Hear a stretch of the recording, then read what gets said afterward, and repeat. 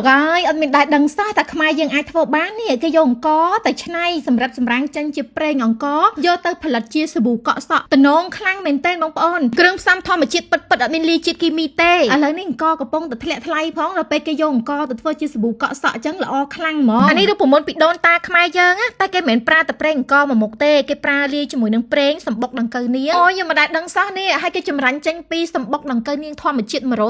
ហ្មងអាហ្នឹងល្អចំពោះស្បែកល្អចំពោះតែសៃសក់ខ្លាំងហ្មងអូយតំណងខ្លាំងមែនតើនេះផលិតផលខ្មែរមានពីរលើលោកទេបងប្អូនមានតែមួយនៅខ្មែរយើងនឹងឯងហើយគេយកទៅលាយជាមួយនឹងប្រេងដូងគេយកទៅលាយជាមួយនឹងប្រេងផ្កាម្លិះបង្កើតបានទៅជាសាប៊ូកក់សក់សូត្រពេជ្រ Ice Beauty ពិសេសខ្លាំងមែនតើមួយទៅគួរឲ្យចង់ប្រើណាគេមានទាំងសាប៊ូកក់សក់ទាំងក្រែមបន្ទន់សក់ទិញប្រើជាឈុតហ្មងគឺល្អបើក្រែមបន្ទន់សក់នេះវិញគឺថាខាប់ល្អខ្លាំងមែនតើមានក្លិនក្រអូបប្រាស់ហើយតែសៃសក់របស់យើងទន់រលាស់រលោងល្អជាប់ចិត្តកុំភ្លេចសាក់លបងទិញប្រើជាឈុតទាំងអស់គ្នាវាទៅជួយជួសជុលកោសិកាសក់ខូចសក់បែកចុងធ្វើឲ្យសក់របស់យើងមានសំណើមទន់រលាស់រលោងនិយាយទៅគឺថាទន់ដូចតែសៃសូត្រអញ្ចឹងហើយមិនត្រឹមតែប៉ុណ្្នឹងទេគេមានលាយប្រេងសបុកតកៅនាងប្រេងសបុកតកៅនាងនេះគឺសម្បូរទៅដោយ collagen ដែលវាជួយទៅដល់ទាំងស្បែកក្បាលទាំងតែសៃសក់មោទនភាពពិតនេះផលិតផលកូនខ្មែរចម្រាញ់ចេញមកខុសគេមានតែមួយលើលោកគួរឲ្យស្ញើសរសើរហ្មងណាចឹងបងប្អូនកុំភ្លេចជួយគាំទ្រផលិតផលខ្មែរទាំងអស់គ្នាអាចរកទិញបានតាមរយៈ page Ice Beauty ខ្ញុំមាន mention page របស់គាត់នៅក្នុង comment ខាងក្រោមអរគុណដែលចូលចិត្តវីដេអូរបស់នាងខ្ញុំជម្រាបលា